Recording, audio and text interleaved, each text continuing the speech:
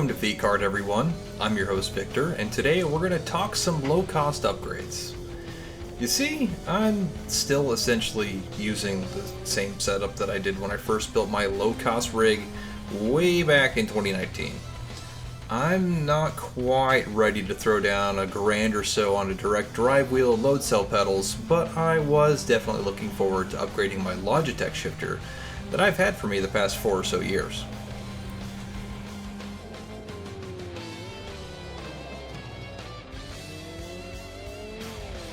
Now that's not to say my Logitech shifter hasn't served me quite well. I didn't even know how to drive manual before getting one, and it helped me gain enough confidence to buy a 1995 Toyota Celica GT as a fun little car a few years back. I even learned how to heel toe on this thing, and that makes it very fun to plow around in older touring cars and just wring the beans out of things in general. But if everything was so great, why the upgrade? And, well, to put it bluntly, it doesn't feel like an actual shifter. It's incredibly loose and wobbly. It requires very little force or precision to get things into gear, and because of that, it can be very easy to misshift. Nothing quite kills the immersion like money shifting in the middle of a fun hot lap session in your new favorite car. Enter the Speedfreaks Logitech shifter kit from Etsy.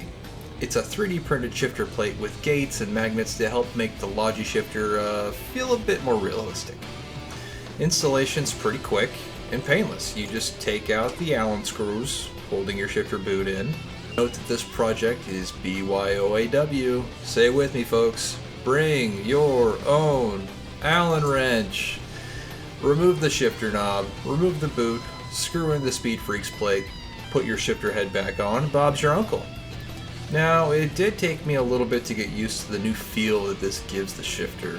The gates are 3D printed, so you can't quite slam them in like I was used to with the vanilla boot, so just keep in mind that you can't go all Hope mode and Angie shift everything like I used to. This does make sure that you are more mindful and accurate with your shifts, at least at first. The little magnets don't seem to be super strong, but there is a little bit more resistance than the OG kit. But the gated manual isn't the only thing that this kit comes with. The true reason why I got the Speedfreaks kit was that it also comes with a sequential mode.